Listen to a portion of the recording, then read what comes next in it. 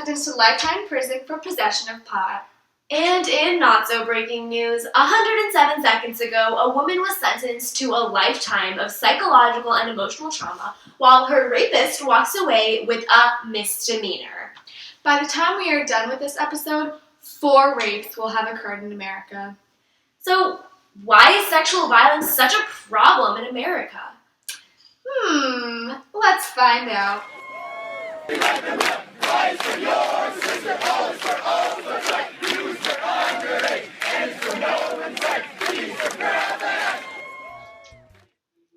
How pleasant.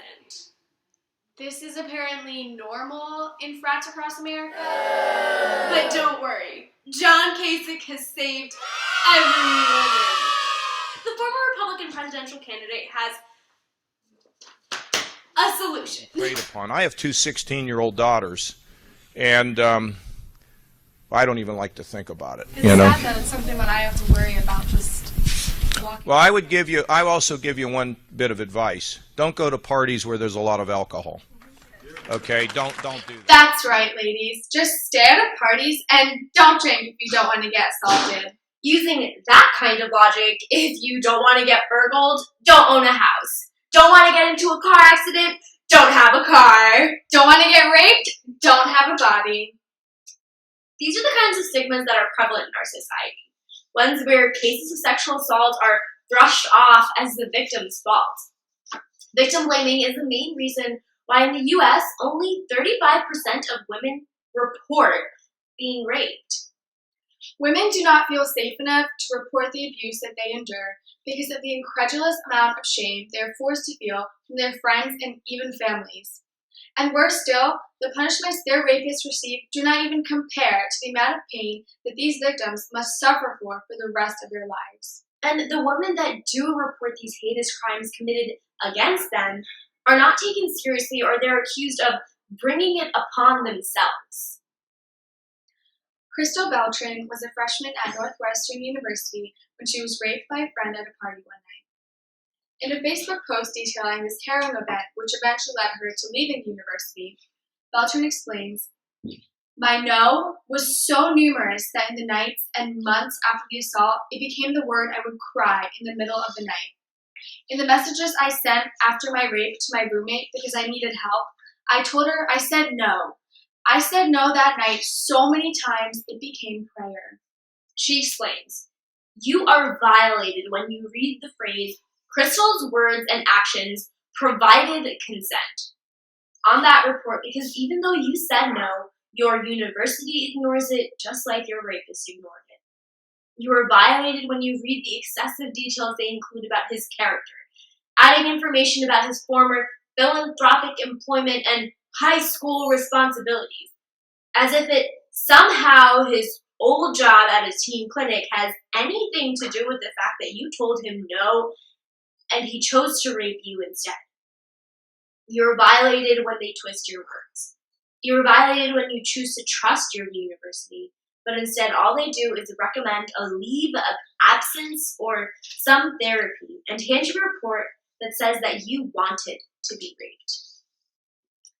Better yet, when universities actually care about this, judges, in turn, care too much about the effects of a sentence on a sex offender's psyche. Rock Allen Turner, a former Stanford University swimmer, was sentenced to just 6 months in county jail this week for sexually assaulting an unconscious woman.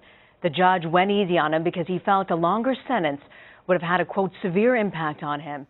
Wow, if my son was convicted as a rapist for ruining a woman's life, I would think about his naivety too. Judge's decision. If my daughter were the victim of this, I'd be livid. I'd be furious. I'd be asking for, a very serious punishment. Turner will have to register as a sex offender for the rest of his life, and the judge said he took into consideration both his age and the fact that he had never been convicted of a serious crime before. Wait, was that the defense attorney? Just saying that the 5 counts of rape his client was charged with mandates a longer jail sentence? You know, because he just traumatized a girl for the rest of her existence because he was horny one night. Word. Hashtag defended. Even when rapists and sexual offenders are convicted and found guilty, they're given a mere slap on the wrist. That's why women don't come forward more often, because justice is not served at the end of the day. These women have to live every day suffering from the crimes committed against them in environments that they thought were once safe. Straight up, this is not okay. Unless we change the way we perceive and respond to sexual violence in our country, women will continue to be violated and blamed for the crimes committed by others. The current policies of American colleges allow a lot of freedom for various universities to dictate exactly what sexual misconduct means and to control the punishments for students and the protection of students. The problem lies in the fact that these colleges are only looking out for themselves and more for rather than looking out for their students. They aim to preserve the good name of their university and to suppress any kind of scandals or serious crimes from becoming public outrage.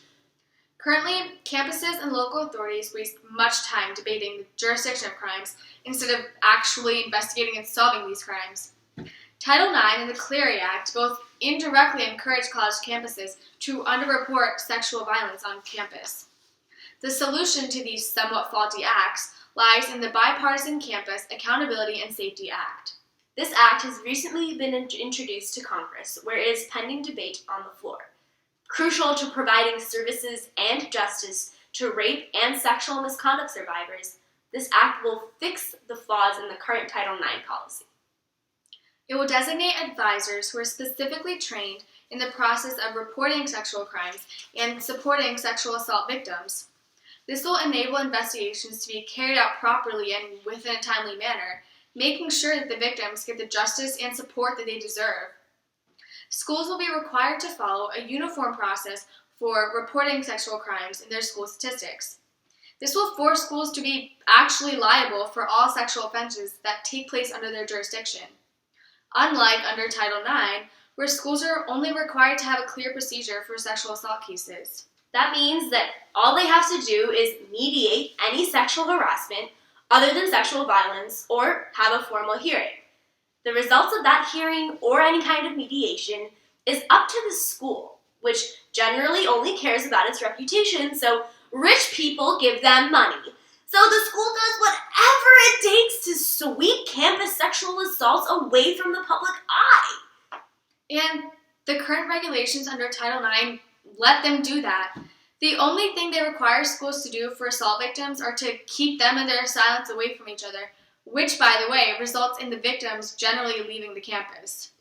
But with the Bipartisan Campus Accountability and Safety Act, schools will actually be accountable under the watchful eye of all of us, society. They will have to adequately help the victim and properly punish the perpetrator. They will have to publish the records of cases that are actually formally hearing, discussing, and they're trying to solve. The current Clery Act is intended to remediate this, but the disclosure requirements are often all too easy for universities to evade, especially with such a meager fine for colleges with billions in endowments. Equally important is this act's ability to increase penalties for colleges to pay if in violation of Title IX or the Clery Act. Current fines are a small $35,000, and with the passage of this act, it will increase to $150,000. Clearly, because of the actions that colleges take, or lack thereof, sexual violence is still a problem in the United States. It's time to stop letting universities put their reputation before the health and safety of their students. It's time to stop telling girls to stop wearing revealing clothing or to stop drinking too much. It's time to stop the antiquated act of sexual assault that shouldn't be a problem anymore. It's time to start teaching boys to respect women as their equals and to learn the meaning of the word no. Because no means no.